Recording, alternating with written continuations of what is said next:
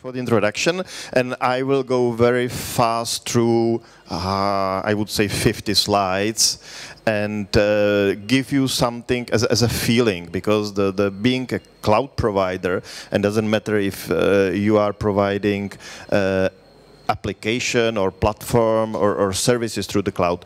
It's like to be a bank. If you would like to put your money to the bank, you have to trust your bank.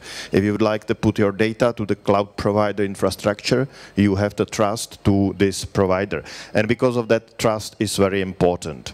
I think it was already said that this is just a time coincidence, but Microsoft invest in the last 1 year very much effort in terms of defining what the trust mean for the cloud, and build all of these recommendations into the book called Cloud for Global Good. It was introduced already during the road show in the 4 days of Satya Nadella and Brad Smith in Europe, and I'm glad that we have now a very consistent approach with about 78 recommendations in the different policy areas. And the good thing for you is that I don't want to go to all of those 78 recommendations and go deep dive. I will focus only to some of them, mainly those who are focused to the trusted cloud, and I would like to go specifically to the one area, which is the government access to the data. So let me go through the slides very quickly. I think what is known, and it's always the balancing between what is on the one hand side and on the other side. It is about the government security, about the privacy, it is about the potential threat, and about the comfort and human rights.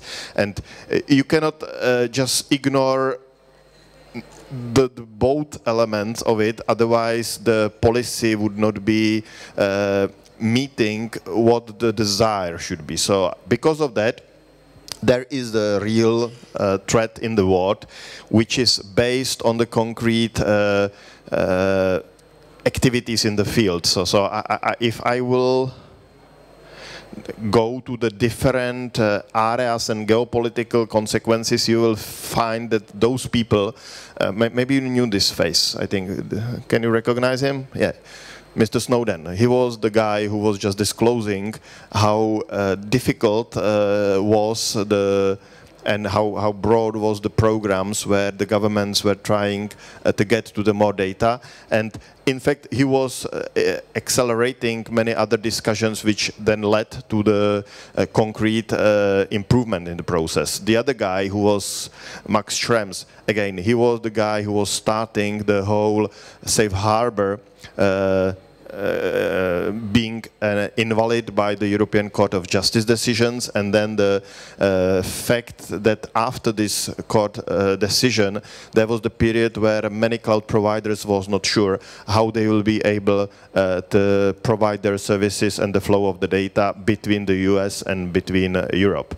There are many aspects in terms of policy what the concrete law requirements are requesting. It can be the encryptions of the data, it can be the different factors of the new policies which are in some stage of the development in the different territories.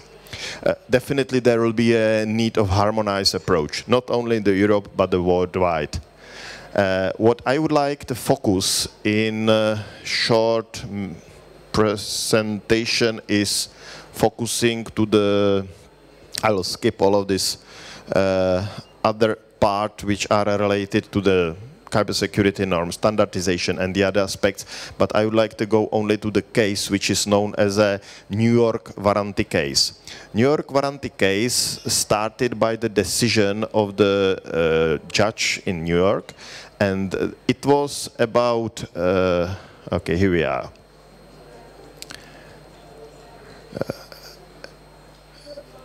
It was about the content of the email.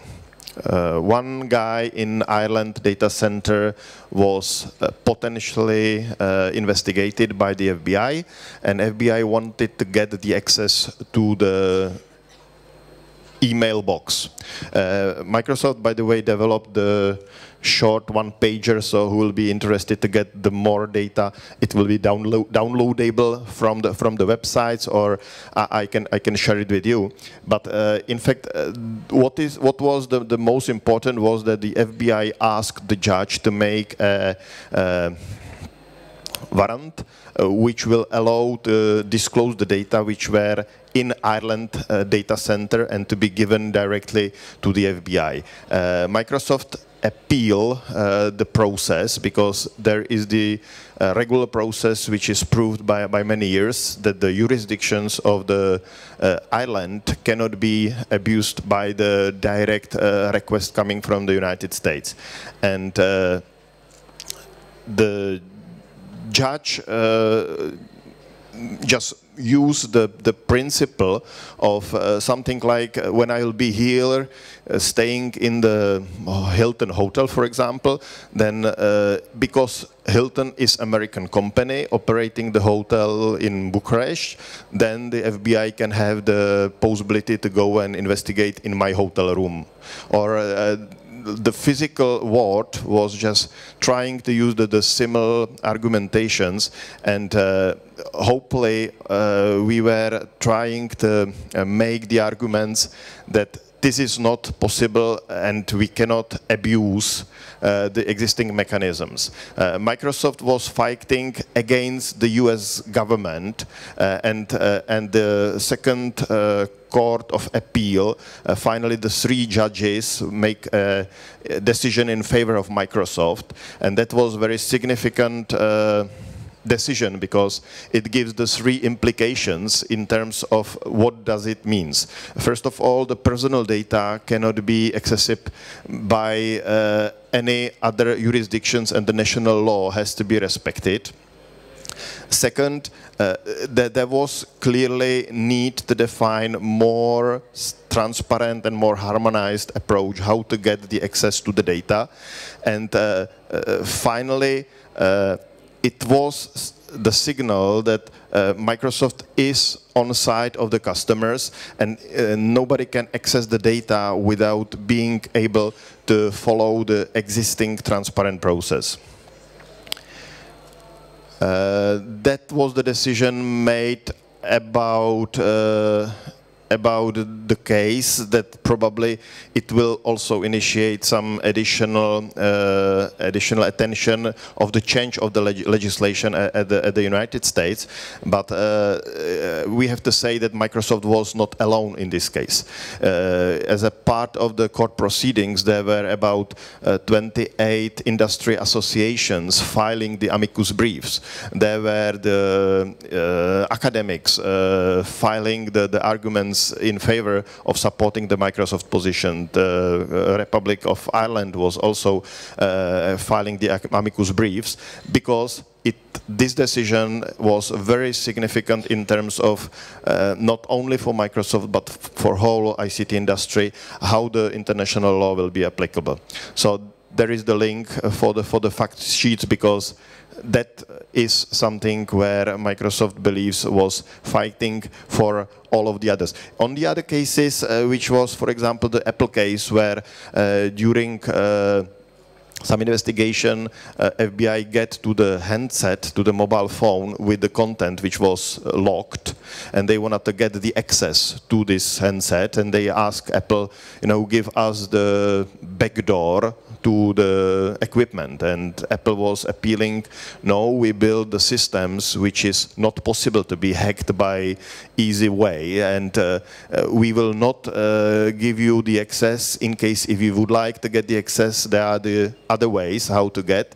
Of course, that was again the case where not only Microsoft but many other companies were supporting the Apple's positions, because once you will develop the system, including the backdoors for the potential government access to the data, then you are never able to be trusted by the consumers of your services. So as a cloud provider, we were just arguing that this is the way how the government has to act in terms of the transparent way for the cloud providers.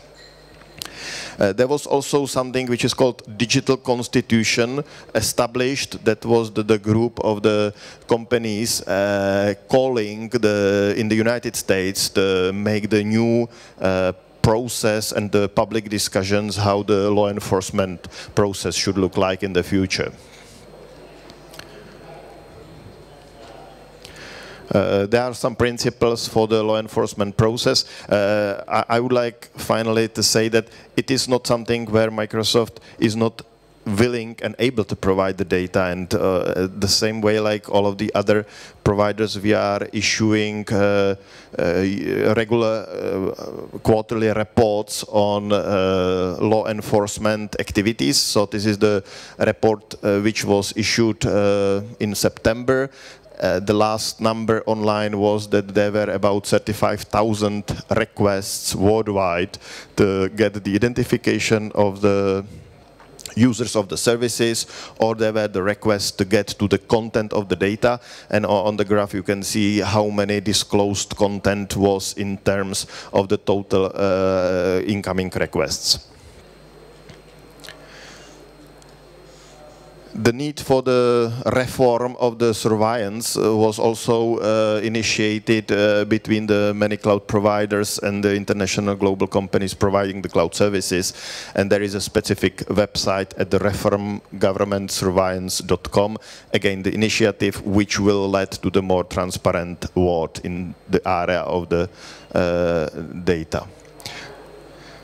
Also, the policy recommendations such as TTIP agreement or the flow of the international data means that there's supposed to be some less barriers. The e-commerce and the flow of the data cannot be restricted. On the other hand, still there must be the transparent cloud which will be working behind. There is many other documentation available and the resources. So who will be interested?